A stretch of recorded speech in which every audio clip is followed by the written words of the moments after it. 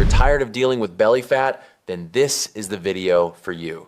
Belly fat is an extremely common problem, especially as we get older. I've treated thousands of patients with high cardiovascular risk, and one of the most dangerous factors I've seen is not the number on the scale, but belly fat itself. So many people have tried dieting, exercising, trying everything under the sun, but the belly fat is still there, leaving them feeling discouraged and wondering if they're doing something wrong. However, belly fat isn't just about appearance. It's directly related to your health, increasing your risk of diabetes, heart disease, fatty liver, and many other metabolic disorders. More importantly, in this video, I want to explain what actually works if your goal is to lose belly fat in a healthy and sustainable way. This video isn't about extreme diets, but about understanding your body better so you can make smarter decisions and stop feeling frustrated or disappointed. If this is your first time on my channel, I am Dr. Saul Whitman,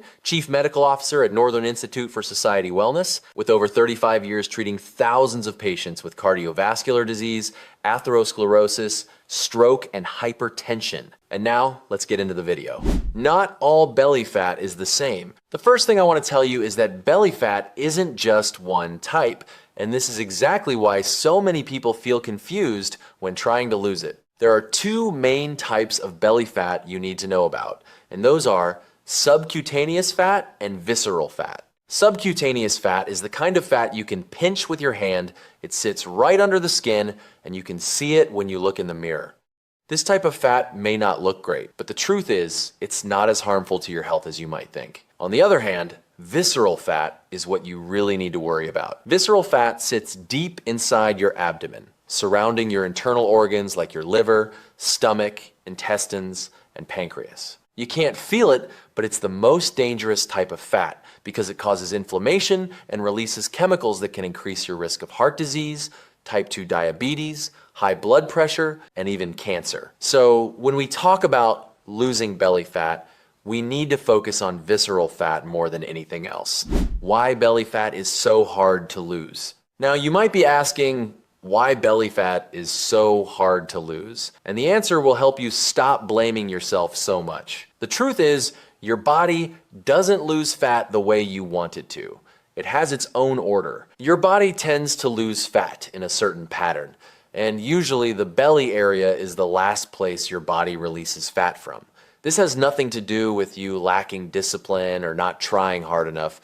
It's simply the way the human body is programmed to work. Think of it like a multi-story house. When you're cleaning up, you might start from the top floors first, but the basement is always the last place to get cleaned. The belly area is your body's basement, where your body prioritizes storing energy for times of scarcity, and it's also the last place your body will release fat from. Especially as you get older, this process slows down even more because hormones change, your metabolism slows down, and your body becomes more insulin resistant. So if you've already lost a few pounds but notice your belly fat hasn't budged yet, don't be discouraged, because that's completely normal. The core principle of losing belly fat. So what's the right way to lose belly fat? The answer sounds simple, but it's very important, and that is you need to lose overall body fat, not just belly fat alone. When your body reduces its total fat content, gradually belly fat will come off too. To do this, you need to create a sustainable calorie deficit, meaning you consume fewer calories than the amount you burn each day. But notice I said sustainable, not extreme. A lot of people think they need to starve themselves, eat very little, or completely eliminate a food group to lose fat quickly. But these approaches are not only hard to maintain long term, they can also harm your health, especially when you're already older. When you eat too little, your body thinks you're in a state of food scarcity, and it will slow down your metabolism to conserve energy. This makes fat loss harder, and you'll easily gain weight back when you eat normally again. Instead, create a moderate calorie deficit of about 300 to 500 calories per day and maintain it consistently. This is the way your body can safely lose fat without losing muscle or slowing down your metabolism. Stress, hormones, and stubborn belly fat. One factor that so many people overlook when talking about belly fat is stress and the hormone cortisol. Cortisol is a stress hormone that your body produces when you feel pressured, anxious, or sleep deprived. When cortisol levels in your body stay high for extended periods, it will cause your body to store more fat, especially visceral fat in the belly area. A study at Yale University found that women who weren't obese but had excess belly fat typically had higher cortisol levels and stronger responses to stress. Cortisol does this by promoting fat storage around internal organs. And this explains why many people eat healthy and exercise but still can't lose belly fat if they're living in a state of chronic stress. Moreover, when you're stressed, you tend to crave foods high in sugar and fat, and this only makes the situation worse. So if you're trying to lose belly fat but you're living with high stress, lack of sleep, or overly strict dieting, then you're unintentionally making everything much harder. Sometimes the best way to lose belly fat isn't eating less or exercising more, it's resting more and reducing stress in your life. Eating in a way that actually helps. Now let's talk about how to eat in a way that truly supports belly fat loss. Instead of thinking about eliminating foods, think about adding the right things to your diet. Protein is one of the most important nutrients when you want to lose fat, especially as you get older. Protein helps you maintain muscle mass during weight loss, and it also helps you feel fuller, longer, reducing cravings. Research from NIH shows that older adults need about 1.0 to 1.3 grams of protein per kilogram of body weight per day to optimize physical function and reduce age-related muscle loss. If you weigh 70 kilograms, which is about 154 pounds, then you need about 70 to 91 grams of protein per day. That's about 4 to 5 ounces of protein per meal if you eat 3 meals.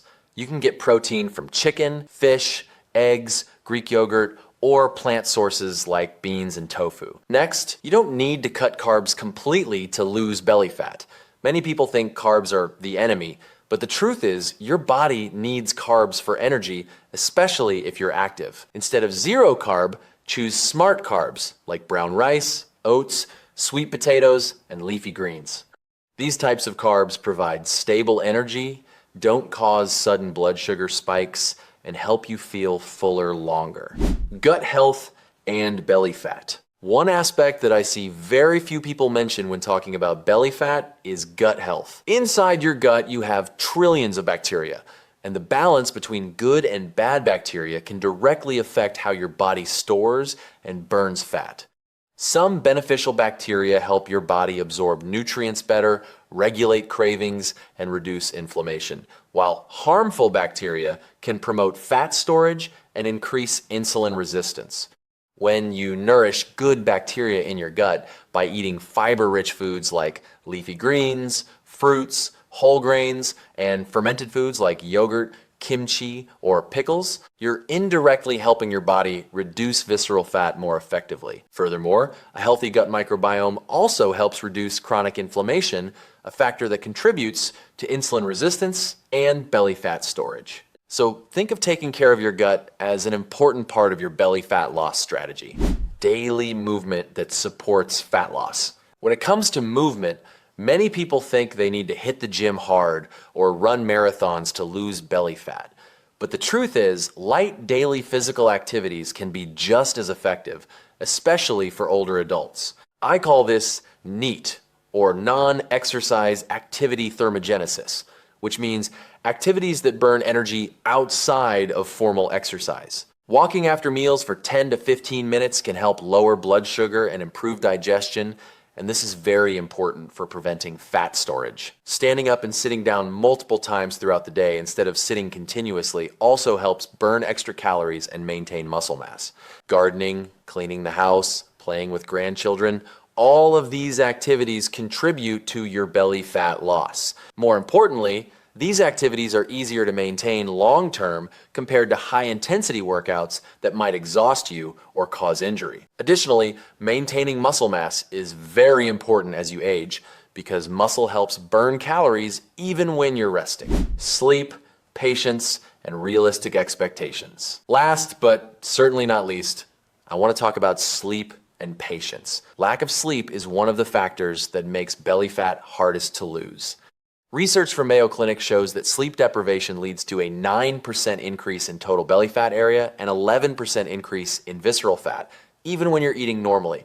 When you don't get enough sleep, the hormone ghrelin increases, making you feel hungrier, while the hormone leptin decreases, making you not feel full, and this leads to you eating more, especially foods high in sugar and fat. Moreover, lack of sleep also increases cortisol, the stress hormone we talked about earlier, and this further promotes belly fat storage. So if you're trying to lose belly fat but not paying attention to sleep, then you're working against yourself. Aim to sleep at least 7 to 8 hours each night, create a comfortable sleep environment, avoid caffeine in the evening, and turn off your phone before bed. So we've gone through all the important factors for losing belly fat in an effective and sustainable way. I want to remind you that you don't need extreme solutions or weird diets to reach your goal. What you need is to understand how your body is working, why belly fat is hard to lose, and what you can do to support this process naturally. Don't let frustration or disappointment stop you from continuing, because you're doing it right and your body is responding in its own way. If you found this video helpful, then share it with your loved ones so they can also learn how to lose belly fat the right way and avoid dangerous misconceptions. And please like my video so it gets recommended to more people. Don't forget to subscribe to the channel so we can meet again in the next tips about health and healthy aging. And leave me a comment letting me know what methods you've tried to lose belly fat and what your results have been. I'd really love to hear from you. Thank you for watching the video, and I'll see you in the next one.